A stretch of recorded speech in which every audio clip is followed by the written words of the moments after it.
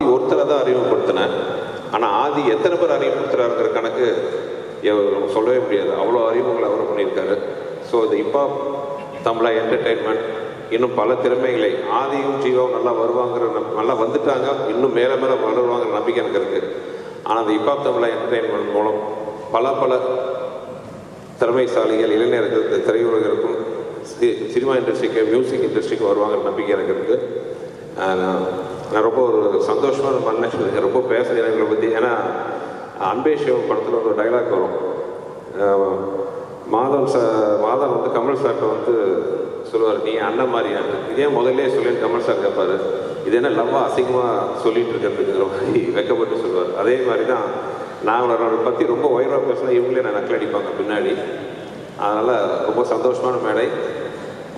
என்னவாக இருந்தாலும் ஆதியை வந்து ஆதிக்கு முதல் படம் நான் கொடுத்தேன். அந்த சந்தோஷத்தை விட அவங்க படத்தை லான்ச் பண்ணுற சந்தர்ப்பத்தை எனக்கு கொடுத்துருக்காங்க பார்த்தீங்களா, அந்த சந்தோஷம், அந்த அவங்க கொடுத்துருக்கிற அந்த அபிமானம், மரியாதை என்னை ரொம்ப நெகிழ வச்சுருக்கு. ரொம்ப தேங்க்ஸ் தம்பிங்களா. இந்த நிறுவனம் மேலும் வளர அது மனமார்ந்த வாழ்த்துக்கள். நான் வேண்டிக்கிற முருகனை நம்ம வேண்டி இந்த ட்ரெய்லரையும் இப்போ ஆதி என்டர்டெயின்மெண்ட்டுக்கும் ஒரு ஓப்பனிங்காக நல்லபடியாக ஆரம்பிச்சிக்கணும்னு ஆசைப்பட்றேன். நன்றி.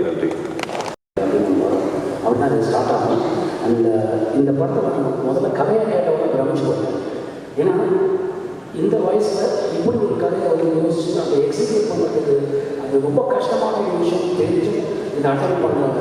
உப்பாக்கம் என்டர்டைன்மெண்ட் அவங்க என்டையர் வந்து இந்த நாமந்த வாழ்க்கை அண்ட் சுகர் சார் டீம்லேருந்து பல பேர் வந்து இன்ஃபேக்ட் என்னையும் அப்படி தான் சொல்லலாம் அப்படின்னு அவங்க கூட இருந்தவங்களாம். ஸோ இந்த மாதிரி ஒரு புது முயற்சிகளுக்கு வந்து எப்பவுமே முனைப்பாக இருக்காங்க. ரொம்ப ரொம்ப அனுபவமான ஒரு அவுட்புட்டை நான் பார்க்கவே சந்தோஷமாக இருக்குது. One of the fans please to come and watch theatres. அது உங்களுக்கு ஒரு புதிய அனுபவத்தை கொடுக்கும். All the very best. Thank you. இந்த படத்தில் நான் நடித்ததும் இந்த படத்தை டப்பிங் பண்ணி அதுக்கப்புறம் இந்த படத்தினுடைய ட்ரெய்லர் மற்ற விஷயங்களை பார்க்கும்போது மொழி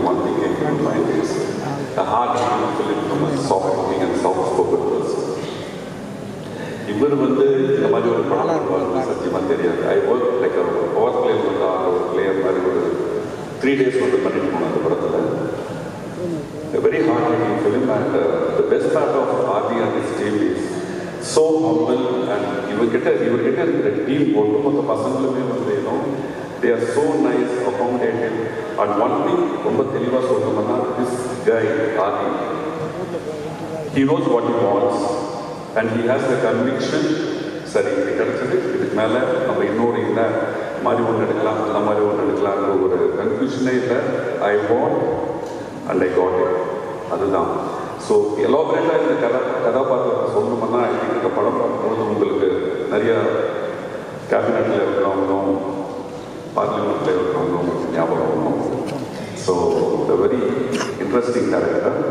அண்ட் இந்த சிங்கப்பூரி சார் குமரவேலு, நன்றி, அதுக்கப்புறம் Kalyan master, Harish, every one we have done a wonderful job, I think. And Sundar sir, thank you very much to be in front of you. And I worked in a couple of films with you. And honestly, I am looking forward to this movie. ரொம்ப நாளுக்கு அப்புறம் வந்து ஒரு அருமையான ஒரு unit, ஒரு hospitality, ஒரு warmth, everything is there.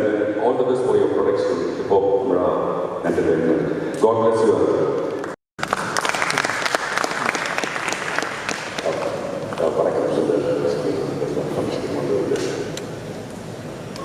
கிட்டத்தட்ட ஒரு வாரமாக ஹாங்காங் 2-3 வழியாக இருக்கிறது. மிட்நைட் தான் வந்து 7 நடக்க கூட அளவுக்கு இருந்தால் ஆதி படத்தை பற்றி பேசுறதுக்காக டைம் ஆகும் வந்திருக்கேன்.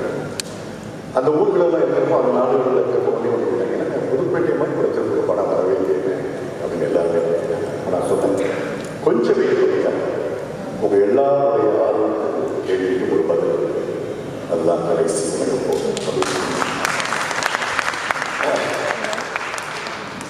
இதில் ஒரு புலிப்பாட்டி அப்படின்னு சொல்லிட்டு ஒரு விஷயம். புதுப்பேட்டை நம்ம ஏற்கனவே பார்த்த அரசியல்வாதியாக இருந்தால் புலிப்பாட்டி நாம் இதுவரை பார்க்கிறாத ஒரு அரசியல்வாதி. கொஞ்சம் அறிவுஜீவித்தனமாக இருப்பார், ரொம்ப அன்பாக கொஞ்சம் ஆரோக்கியம். அதுதான் அந்த கேரக்டர். அதனால நான் கேட்கிறேன். இந்த படம் வந்து எனக்கு தெரிந்து நான் படம் பார்க்கவில்லை. ஆதி கிட்டத்தட்ட ஒரு 8 மாதத்துக்கு மேலே கதை சொன்னது மட்டும், என்னுடைய கேரக்டர் சொன்னது மட்டும் ஞாபகத்தில் இருக்குது. அப்பவே நான் தீர்மானிச்சேன், இது மாதிரி படம் தமிழ் சினிமாவில் வரவில்லை. ஏன்னா நிறைய படம் தான் இலக்கியத்தில் மேஜிக்கல் ரியலிசம் அப்படின்னு சொல்லுவாங்க. மாயை இந்த படத்தில் ஏதாவது கூடவே ஒரு மாயை. இது நிச்சயமாக ஒரு கல்வி சினிமாவாக மாறும் என நிச்சயமாக சொல்ல முடியும். நீங்கள் படம் பார்க்க நிச்சயமாக வருவீங்க. ஆதிய பொறுத்தவரையில் ஜல்லிக்கட்டு பார்த்த பிறகு அவர்கள் கம்போஸ் அவர்கள் மியூசிக் பண்ண படங்கள் அவருடைய வார்த்தைகள் அப்படி கொஞ்சம் கொஞ்சம் எனக்கு தெரியும். பெரிய லெவலில் இன்னைக்கு வரக்கூடிய இளைஞர்கள் மத்தியில் இருக்கக்கூடிய ஒருத்தர் அப்படிதான் நினைச்சிட்டேன். பிடி சார் படம் பார்த்த பிறகு நான் ரொம்ப சோஷியல் மீடியாவில் க்ளோஸ் அப்சர்வ் பண்ணேன். அவர் மிகப்பெரிய பட்டாளத்தை வச்சிருக்காரு. அவர்கள் மிகப்பெரிய ரசிகர் பட்டாளத்தை ரசிகர் கூட்டம் ஒரு பெரிய தமிழ் பட்டாளத்தை நான் பார்த்தேன். அது அந்த தமிழ் பட்டாளத்தை என்னையோட ஆசைப்போம். இந்த படத்தில் ஒர்க் பண்ண ஒவ்வொரு நாளும் அவ்வளோ மகிழ்ச்சியாக ஒரு நடிகருக்கு வந்து கேரக்டர் இருக்கும். அந்த விதத்தில் எனக்கு வச்ச கேரக்டர் வந்து எனக்கு கொடுத்தது மிகப்பெரிய நன்றி. நான் சந்திச்சிருக்கேன். ரொம்ப மகிழ்ச்சி. நான் எல்லா கடையிலையும் வேண்டாமல் பேசுகிறேன், நகைச்சுவையாக பேசுகிறேன். அதை நீங்கள் கேட்குற 30 நிமிஷத்தையும் அந்த எப்படி போச்சு இந்த நேரம் இல்லாமல் கூட நான் பேசலாம். ஆனால் எங்கள் ஸ்கூல் வாத்தியார் முன்னாடி உட்காந்துருக்காரு. எங்கள் டீச்சர் முன்னாடி நான் பேசுகிறேன்னு தெரியல. உங்களை எப்படி ஆதி என் தம்பி எப்படி சினிமாவுக்குள்ளே கொண்டு வந்து இவ்வளோ பெரிய உயரத்தில் அவர் இருக்காருன்னா அதுக்கு ஒரு பேசிக்கான ஒரு காரணம் எங்கள் டைரக்டர் சுந்தர் சார். அதே மாதிரி தான் எங்கள் 97 என்னை அசிஸ்டன்ட் டைரக்டராக யாருமே என்னை சீனில் யாருமே என்னை வச்சுருக்கிறாங்க. 7 வருஷம் ஒரு அசிஸ்டன்ட் டைரக்டராகவே அதே மாதிரி சொன்னேன். ஆனாலும் ஃபஸ்ட்டு படம் அருணாச்சலத்தில் இந்த சாதனை வச்சுருக்காரு. அதுக்கப்புறம் அவர் என்னை விட்டு போட்டு சொல்லுவார், படம் பண்ணுறான்னு சொல்லுவார். ஆனால் அடுத்த படத்தில் என்ன நீ வேணான்னு சொல்லவே இல்லை. நான் தான் அவருக்கு சொல்லாமல் ஓடிப்பேன். இந்த படத்தில் பேசணும்னா ஃபஸ்ட்டு ஒரு நாள் ஆதி தம்பி எப்போ பார்த்தோம்னா எங்கள் டைரக்டரோட பார்க் ஹோட்டலில் எல்லோரும் சாப்பிட்டு இருக்கோம். இப்போ கொஞ்சம் லேட் ஆகிடுச்சு, 1 மணி ஆகிடுச்சு. என்கிட்ட கார் இல்லை. அண்ணே நான் உங்களை இறக்கி விடுறேன் அப்படின்னு என்னை கொண்டு வந்து 1:15 நைட்டு வீட்டில் கேட்க நான் இறக்கி விட்டு போனேன். நான் மறுநாள் என்னை எப்படி எங்கள் ஊரை நான் பார்க்கணும், என்னை உங்களை நீங்கள் ரொம்ப பிடிக்குங்க. இவர் ஃபஸ்ட்டு என்கிட்ட சொல்லும்போது அண்ணே என்னோடய முதல் படத்துலேருந்து நீங்கள் இருக்கணும்னு நான் எல்லா டேரக்டரையும் சொன்னேன், ப்ரொடியூசர்கிட்ட சொன்னேங்க, எல்லாத்துலேயும் சொன்னேன். அவங்க டேரக்டர்ம்பாங்க, அந்த டேரக்டர் சின்ன டேரக்டராக இருக்குமாங்க, யாருமே வந்து உங்களை உள்ளே இழுக்கிறதுக்கு சப்போர்ட்டிவாக இல்லைண்ணே. அவர் டேரக்டர் அவர் அந்த காசு சேர்க்குறாரு, இதுன்னு சொல்லி எல்லாமே சொன்னாங்க. இன்னைக்கு நான் முடிவு பண்ணுற இடத்துல இருக்கேங்க, நீங்கள் வரணும்னு நான் ஃபஸ்ட்டு எனக்கு சொன்னேன். நான் முடிவு பண்ணுற இடத்துல இருக்கேன், நீங்கள் எல்லாமே போக மாட்டேங்க ஷூட்டிங்கில். எல்லாத்தையுமே ஷூட்டிங் பண்ணோம்னா டேரக்டர் அந்த போய் ஸ்பாட்டில் போய் பார்ப்போம், அசோசியேட் சொல்லுவாங்க. ஃபஸ்ட்டு கேரவில் வந்து உங்களுக்கு ஓகே வேணும், அழகு சாப்பாடு வச்சா, ரூம் எப்படி இருக்குது, கம்ஃபர்ட்டாக இருந்துச்சா, வேறு எதுவும் பிரச்சனையான எது கேட்டுக்கிட்டே இருப்பார். அப்புறம் நட்டீஸ் ஆரம்பிக்கிறாங்க, எல்லாரும் பார்த்து நின்றுட்டே இருக்கிறீங்க. நான் எல்லாருமே ஈஸியாக பண்ணிக்கிறேன், பேசிடுவேன். நட்டீஸ் சார் உங்களை பார்த்து எனக்கு பயமாக இருக்குது, நான் ஏதாவது சொன்னால் போச்சுக்கிறீங்களா? அப்போ நான் சொன்னேன், இன்னும் கூட அந்த ஆளுக்கு நல்லவர், நாங்கள் நல்லது, அவர் ரொம்ப நல்லவர், அவர் எப்போனாலும் சொல்லுங்க அப்படின்னு சொன்னேன். So opening hero opening song முடிச்சோடனே அப்பா அம்மா மீட்டிங்கு, அப்புறம் வெளில மென்டோட சின்ன அனுபவம் போயிட்டு அப்புறம் ஹீரோக்கு ஃப்ளாஷ்பேக்கு, அதுக்கப்புறம் அப்படி கொஞ்சம் ஒரு மாற்று, அதுக்கப்புறம் அவன் எங்கள் உடனே ஈஸியாக 10 நிமிஷத்தில் கதை பண்ணி படம் பண்ணுறதை விட்டு போட்டு கடைசி உலகம் போகிறோம். எவ்வளோ ரிஸ்க்கு பாருங்க. ஃபஸ்ட்டு வேர்ல்டு வார் எப்படி நடந்துச்சு இல்லை, செகண்ட் வேர்ல்டு எப்படி இருந்துச்சு, தேர்ட் வேர்ல்டு வார் வரப்போகுதா என்னன்னு தெரியல, நம்ம இந்தியா செஞ்சது எத்தனை வாரம் தெரியல, கடைசி உலகம் எதை நோக்கி என்ன ஏது சரியான தீர்வு சொல்லிடுவோமா, இது பெரிய இன்ட்ரெஸ்டிங்ஃபுல்லாக இருக்கா, பெரிய ரீமேக்கா, ரெஃபரன்ஸ் இங்கிலீஷ் மட்டும் நான் பார்த்துருக்குமா, எதுவுமே இல்லாமல் நான் ஒரு இருக்கிறேன் பாரு நீ பார் அப்படின்னு சொல்லி இந்த முயற்சியே தம்பிக்கு ஒரு சரி.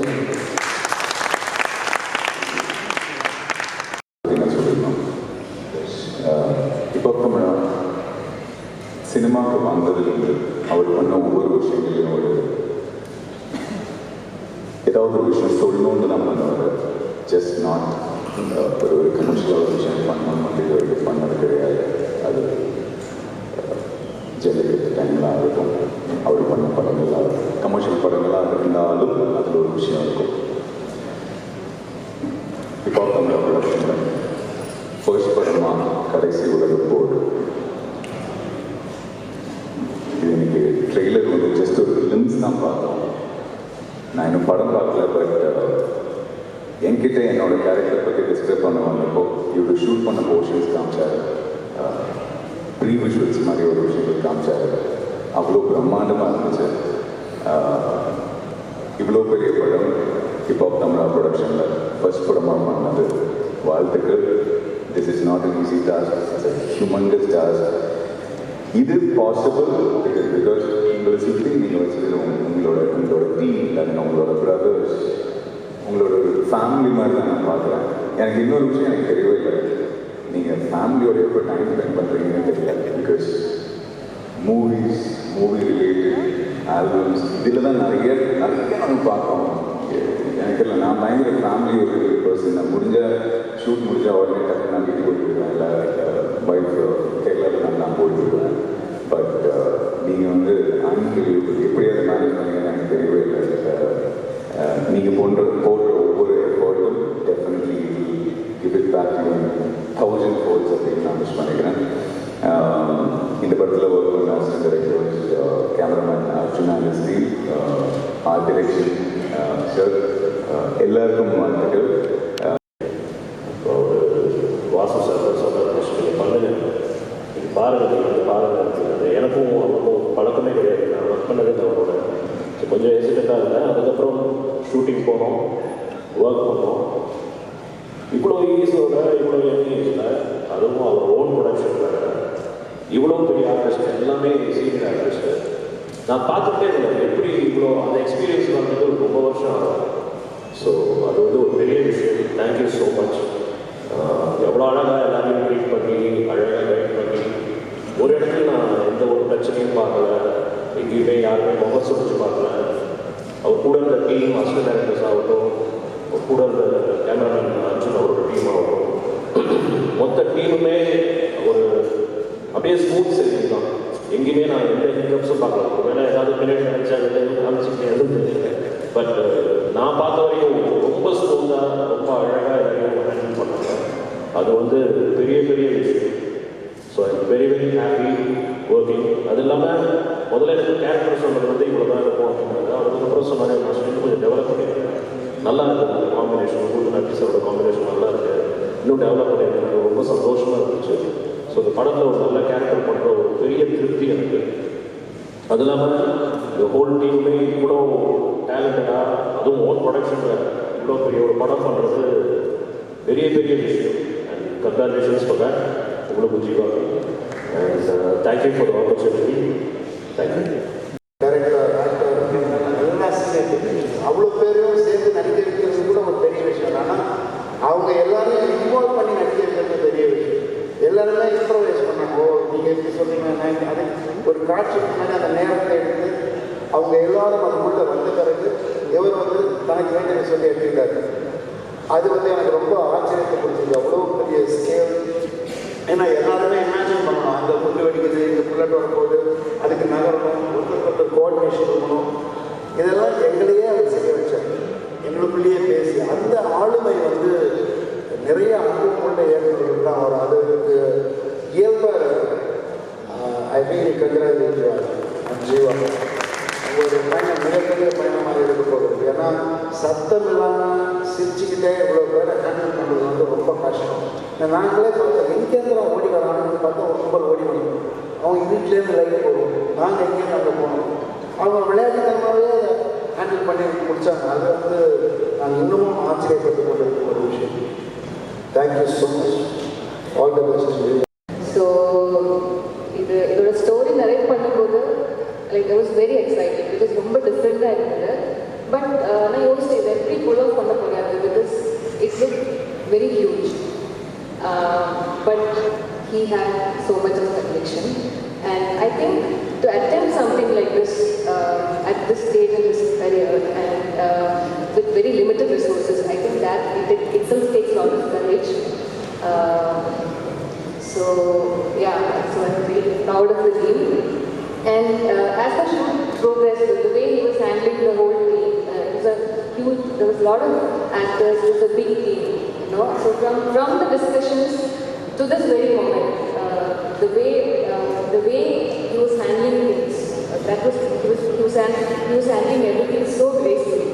So I think that was very inspiring to me. And coming to my character, I can thank him because நான் இதுவரை இந்த மாதிரி ஒரு கேரக்டர் பண்ணதில்லை.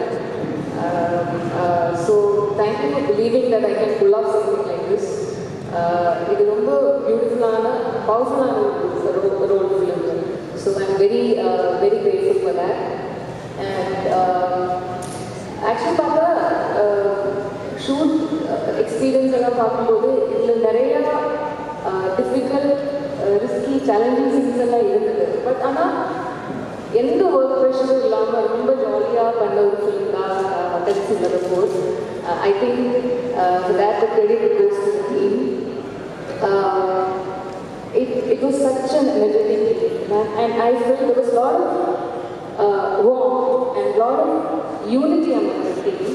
So everything felt very effortless. And thanks to all my co-actors. It was main combination scenes எல்லாம் வந்து நட்டி sir கூட நாசி sir கூட இருந்துச்சு. And it was wonderful working with all of you. All of you were very, very supportive and very, very sweet. And முதிர்ந்த பூ முதிர்ந்த காய் மீண்டு போய் மரம் புகா இறந்தவர்கள் பிறப்பதில்லை இல்லை இல்லை இல்லையே கோயிலாவதேதடா குளங்களாவதேதடா கோயிலும் குளங்களும் கும்பிடும் குலாமரே கோயிலும் மனத்துலே குளங்களும் மனத்துலே ஆவதும் அழிவதும் இல்லை இல்லை இல்லையே அப்படிங்கிற ஒரு 10ஆம் நூற்றாண்டை சேர்ந்த பாட்டு தான் இந்த படத்துடைய அடிக்கருத்து. அதாவது இன்னைக்கு வரைக்கும் relevant-ஆ இருக்கக்கூடிய ஒரு கருத்து. இந்த பிற்காலத்தில் ரா கன்சர்வேஷன் எனர்ஜின்னு சொல்லுவாங்க இல்லையா, energy can either be created not destroyed but can be transform from one form to another. அதுதான் வந்து சித்தர் 10ஆம் நூற்றாண்டில் சிவவாக்கியா சொல்லியிருக்காரு, ஆவதும் அழிவதும் இல்லை இல்லை இல்லையே அப்படிங்கிற மாதிரி. ஸோ இந்த மாதிரி ஒரு ரெலவெண்ட்டாக இன்னும் இருக்கக்கூடிய ஒரு பாட்டு சிவவாக்கியாரோடைய பாட்டு அது. ஸோ அதை இந்த படத்துடைய அடிநாதமாக தான் இந்த தீம் சாங்காகவும் நீங்கள் கிளிம்ஸில் பார்த்தீங்க, இந்த படத்துடைய அடிநாதமாக இருக்குது. அண்ட் இந்த படம் முழுக்க இருக்கிற ரிசோர்ஸஸ் வச்சு எடுத்தாலும் நீங்கள் திரையில் பார்க்கும்போது பிரம்மாண்டமாக இருக்குங்கிறத நாங்கள் பார்த்துட்டனால நாங்கள் நம்புகிறோம். பார்க்குற மக்களுக்கும் அது அப்படி இருக்குன்னு எங்களுக்கு நம்பிக்கை இருக்குது. அண்டு ஆனால் வேறு எதாவது கேள்வி நீங்கள் கேட்ட கேள்வியில் என்ன நடந்துச்சுன்னா, இன்றைக்கி இருக்கிற டெக்னாலஜியில் நடந்துச்சுன்னா அதுதான் அந்த உலகத்துடைய கடைசி போராக இருக்கும். ஏன்னா அதுக்கப்புறம் இந்த உலகமே இருக்காதுங்கிற தான் ஒரு நிதர்சனமான உண்மை. ஸோ அழிந்து போய்விடும் உலகம் நாம் அனைவரும் சண்டையிட்டுக் கொண்டாடுகிற ஒரு கருத்து. ஸோ அதனால தான் இந்த படத்துடைய பேர் கடைசி உலகம் போகும் அப்படின்னு வச்சுருக்கோம். ரொம்ப நன்றி. ஏன்னா ஹாலிவுட் ஸ்டைலில் பேர் இருக்கு, அதனால் எப்படி இருக்குன்னு கேட்குறேன். இதுதானே